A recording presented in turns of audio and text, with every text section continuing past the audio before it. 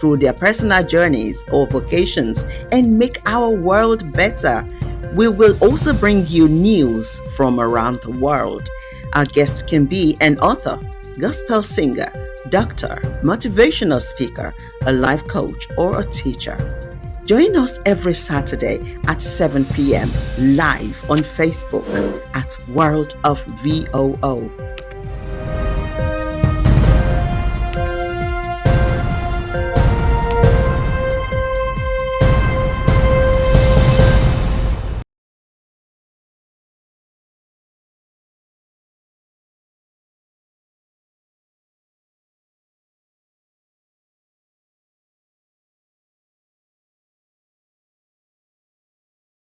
Community Bits. The Lagos State Commissioner of Police, Hakeem Ojomosu, said in a statement to the press that 21-year-old UNILAG student Chidinma Ojukwu had confessed that she stabbed and killed Michael Usifo Ataga in the Lekki area of Lagos State, Nigeria. Usifo Ataga was born on 19 June 1971. He would have been 50 years a few days ago. He was reportedly stabbed to death a few days to his 50th birthday by Chidinma Ojukwu, his side chick. Now, if you're watching me and you don't understand what side chick is, now this is a man, a married man, keeping a girl outside or a woman outside. So the woman at home, the married woman, the wife at home, that is the main dish, the main maid, and then he's keeping this side chick outside, to enjoy, and do all the things. They do all sort of things with their side chicks that they can do with their wives. This girl, Chidinma, she mentioned that on Sunday, June 13, Michael Ataga told her to go and get a place, go and get the apartment where they can stay. So she said she checked online and sent to him, and he asked me to go check it out, which I did, and I paid. On Monday, June 14, she said, we were together drinking, smoking, and I also went to get food. On Tuesday, June 15, he was making advances at me. Stupid girl. You're a side chick. What do you mean making advances at me? What kind of advances is that?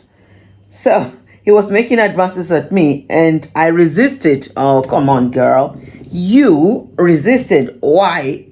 He gave you money, go and get the apartment. You got the apartment. You were in the apartment waiting for him. He joined you in the apartment. You bought smoke. You went to get food. You came back. What do you think? You're on what? On holy pilgrimage to Jerusalem? Or you're in Mecca or what? You went to get an apartment. A man told you to go and get an apartment. It's not your husband. It's not your father. It's not your brother. Go and get an apartment. You got the apartment. You said you went online, got the apartment. You said go and check it. You went to check it. You paid for it, girl. And you slept. You're waiting for him to come and do what? I don't understand. You're making advances at you and you're resisting. Resisting what?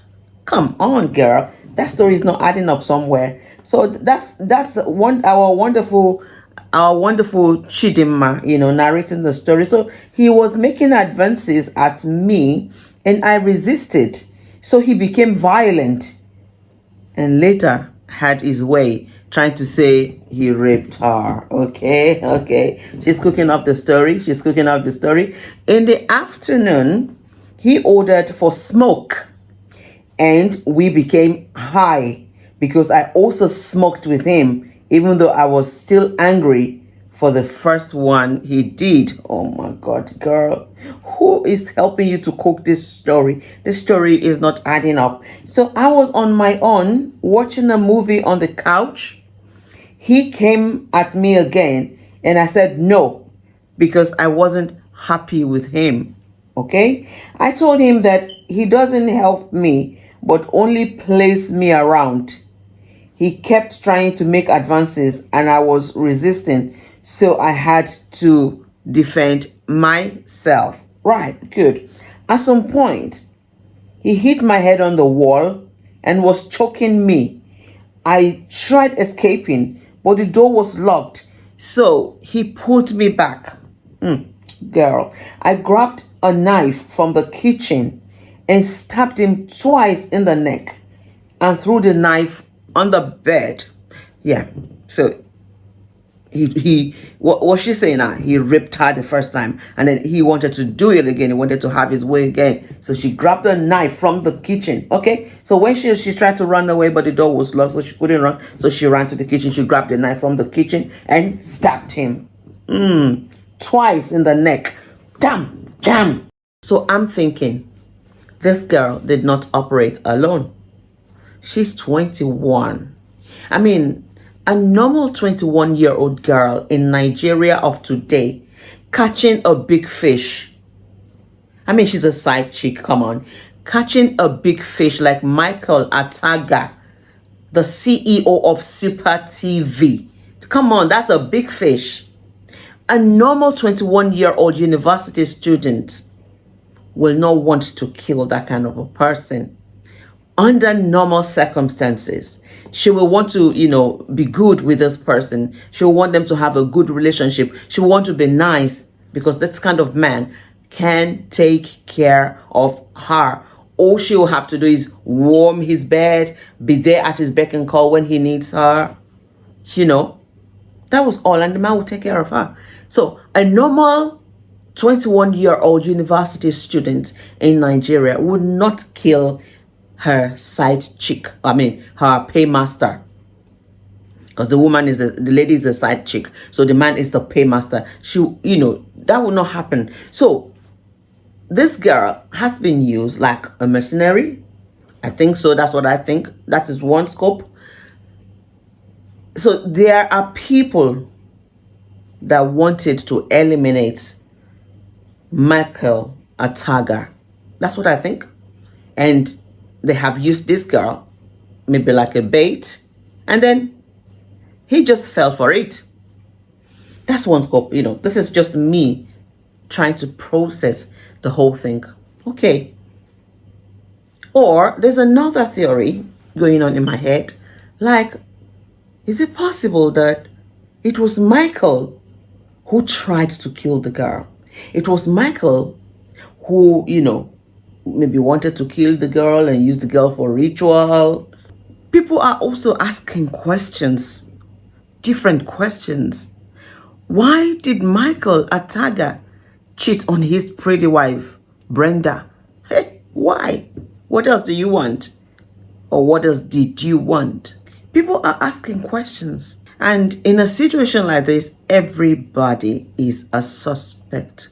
I feel so sad and I feel sorry for Brenda Ataga at this point in time because she will still face interrogations as well. I mean, as you know, everyone is a suspect now, including herself, because it could be.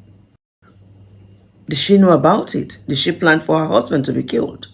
Could this be some rivals or business associates of Michael Ataga's? It could be anybody. It could be anything and anybody at this point in time. Well, we will allow the police to do their jobs. We don't have a choice. And I'll be on the lookout for updates. Million thanks to Ogun Updates for the compilation of this story. This is Global Community Bits. Global Community Bits is a talk show that features incredible people who inspire us through their personal journeys or vocations and make our world better. We will also bring you news from around the world. Join us every Saturday at 7 p.m. live on Facebook at World of VOO.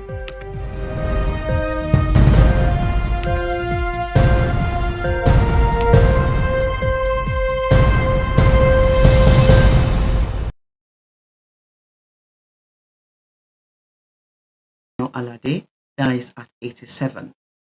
One of Nigeria's first 4 architecture graduates died last Saturday. Late Chief Alade served as Pro-Chancellor and Chairman Governing Council of the University of Port Harcourt, Nigeria. He designed 1004 Housing Estate, Victoria Island, Lagos, Nigeria, defunct Federal Secretariat Building, Ikoyi, Lagos, and the National Stadium, Surulere, Lagos. Others are the National Judicial Institute, Abuja, Nigerian Embassy buildings in 11 countries, the Remembrance Arcade, Tafawa Balewa Square, Lagos, Satellite Town, Lagos, Nigerian Air Force Base, Ikeja, Lagos, and the Nigerian Institute of Policy and Strategic Studies building, Kuru, near Jos, and more. He was the first architect to become a federal permanent secretary in 1976, a post he held until his retirement in 1979, after which he established his private practice, Fola Alade Associates, same year, 1979. Fola Alade graduated from the Nigerian College of Arts and Sciences and Technology, Zaria, now Ahmadu Bello University, in 1961 as one of the first 4 architecture graduates. Thereafter, he completed his postgraduate studies at the Architectural Association School of Tropical Studies, London, in 1965 on a Commonwealth scholarship. After his post-professional training, he became an associate of the Royal Institute of British Architects and Architects Registration Council of the United Kingdom in 1963. He joined the Federal Ministry of Works and Housing as a resident architect in the Old Western Region and later Lagos City Council. In 1969, he became the first registrar of the Architects Registration Council of Nigeria. He served as the General Secretary of the Nigerian Institute of Architects.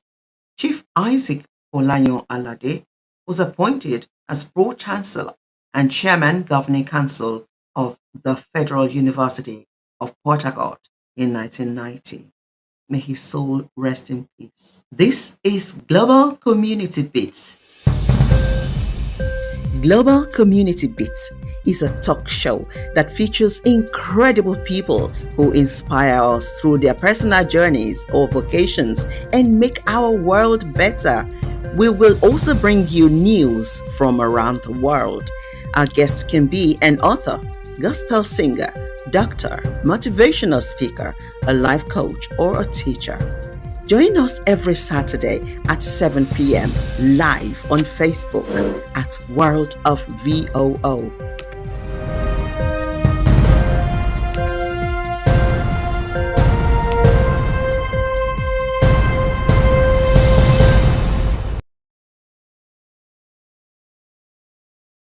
Jẹ́ kí ìjọba Ògùn State, Honorable Prince Dàpọ̀ Abíọ́dún, ẹ wá já wa lóhùn, ẹ wá ràn wá lọ́wọ́ o, ẹ má yẹ kó mi yálé o, ẹ má yẹ kó gbẹ̀yàn lọ o. So, recently, a man sent out an SOS call or SOS message to Governor Dàpọ̀ Abíọ́dún of Ogun State, Nigeria. So there was a flood in Olorunshogo community of Ijebu-Ode in Ogun State, Nigeria, and this video went viral. So when I saw it, I was really scared. I was worried, for the people, for the safety of the people. In fact, I wasn't sure the flood was actually in Nigeria. But yes, eventually we got to know that that was Olorunshogo, Ijebu-Ode, Nigeria. Okay, I'm going to allow you to see the video now. Just watch the video now. Ó sì fẹ́ gbélé lọ báyìí o, ẹ jẹ́ kí ìjọba Ògùn State, Honorable Prince Dàpọ̀ Abíọ́dún, ẹ wá já wa lóhùn, ẹ wá ràn wá lọ́wọ́ o, ẹ má yẹ kó mi yálé o, ẹ má yẹ kó gbẹ̀yàn lọ o. Ibi tí mo dúró sí yìí, tí n bá kọjá bí, wàhálà lè ṣẹlẹ̀, ọ̀fọ̀ lè ṣẹ̀, ṣùgbọ́n mo ń bẹ̀ ìjọba Ògùn State, Honorable Prince Dàpọ̀ Abíọ́dún, ẹ wá ràn wá lọ́wọ́ o, ẹ má jẹ́ kó mi gbélé wa lọ o, ẹ má yẹ kó mi ṣe ìjàmbá fún wa o. Olorunshogo community, òun ni mo ti ń bá yín sọ̀rọ̀ yìí ní ìlú Ìjẹ̀bú-Òde. Ohùn mi ti há o, mi ò lè sọ̀rọ̀ ju báyìí lọ tó lé ipò ẹni tó bá wà mí ló lè sọ wàhálà ti ṣẹlẹ̀ báyìí o. wàhálà ti ṣẹlẹ̀ báyìí o omi ti ń yálẹ̀ o omi ti ń wọlé onílé o à ń bẹ ìjọba kó wọ́n ràn lọ́wọ́lọ́wọ́ o ẹ jọ̀ọ́ nítorí ti Ọlọ́run o ìlú Ìjẹ̀bú-Òde láwà tí mo ti ń sọ̀rọ̀ ní Ọlọ́runṣògo community òjò yóò ṣe báyìí pọ̀ báyìí rí o ọ̀nà tí wọ́n ń ṣe lọ́wọ́ báyìí ní Molipa express road gbogbo gọ́tà yẹn tí wọ́n ṣáná ẹ̀ sí bí housing estate Ìjẹ̀bú-Òde ọ̀nà bí ní gbogbo ẹ̀ ń bọ̀ o ṣe rí bó ṣe ń ṣe ṣe rọ́gbàrà láàrin àdúgbò láì ṣe ní odò láì ṣe ní òkun láì ṣe ní ọ̀sà eléyìí pọ̀ o ìjọba Ògùn state ẹ ràn wá lọ́wọ́ o àwọn Ọlọ́runṣògo lónìí ń bá yín sọ̀rọ̀ wọ́n ní kẹjọ o ẹ ṣàánú wa o ẹ ràn wá lọ́wọ́ o ẹ má yẹ kó mi wọlé wa o ẹ má yẹ kó gbé wa lọ o ṣe rọ́ mi bó ṣe ṣe ṣe ni bó ṣe ṣe ọ̀gbàrá ni o ṣe ni bó ṣe ṣe láàrin àdúgbò láì ṣe ní òkun eléyìí pọ̀ o ẹ ṣàánú wa o omi ti yálẹ̀ o eléyìí pọ̀ o.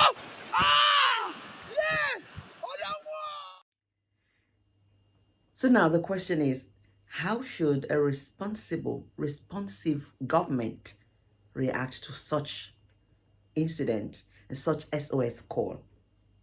Governor Dapo Abiodun of Ogun State, Nigeria, responded promptly. And I'm really, really glad when I saw that update on social media again. So Ogun State government has assured residents of Ijebu-Ode that it will work to resolve the erosion problems in the town with the view of controlling the perennial flooding in Ijebu-Ode and its environs. The special advisor to the governor on environment, Ola Oresanya, and his works and infrastructure counterpart, Akim Additional, gave the assurance on Monday when they jointly led a state government delegate on the spot assessment of the flood situation in Olorunshogo community, Ijebu-Ode, Ogun State, Nigeria. Addressing the residents of the affected community, Oresanya said the delegate was in the community to assess the situation, expressed the state government's commitment to resolve the erosion problems in Ijebu-Ode too, which according to him had contributed to the flooding of some parts of the town. He said investigators had, however, revealed that the recent flash flood experienced in the area is a perennial occurrence and cannot be attributed to the ongoing road construction works in the community. So that is actually in response to the news that spread about.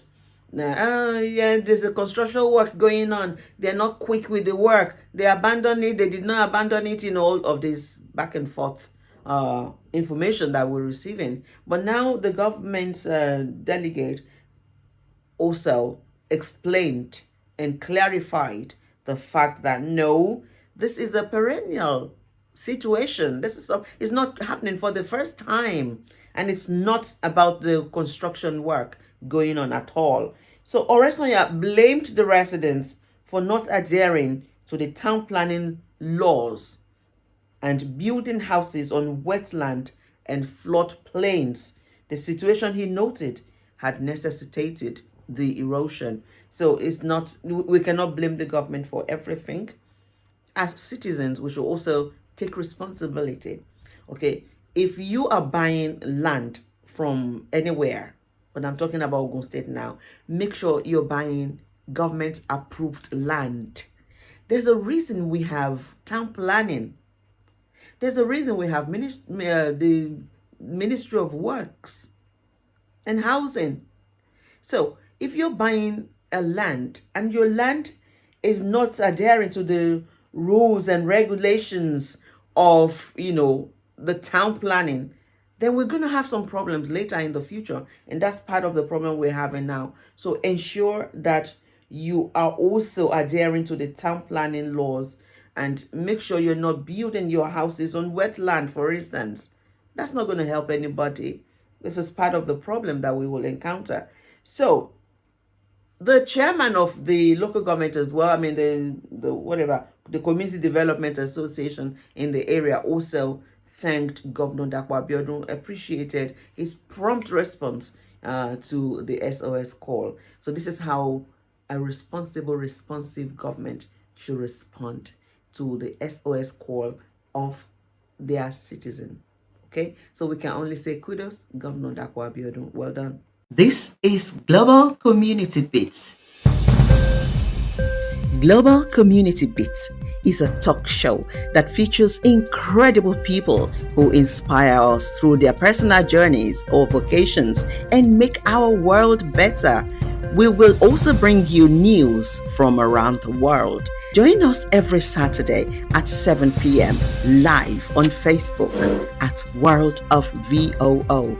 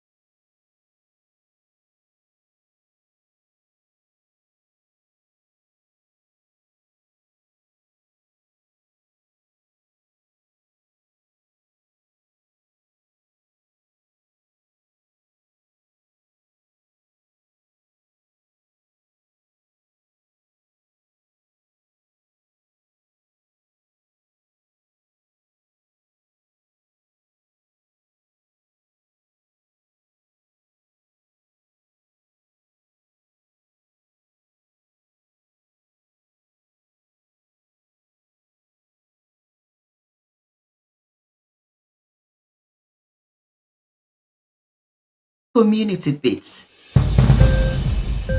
Global Community Bits is a talk show that features incredible people who inspire us through their personal journeys or vocations and make our world better. We will also bring you news from around the world. Our guest can be an author, gospel singer, doctor, motivational speaker, a life coach, or a teacher.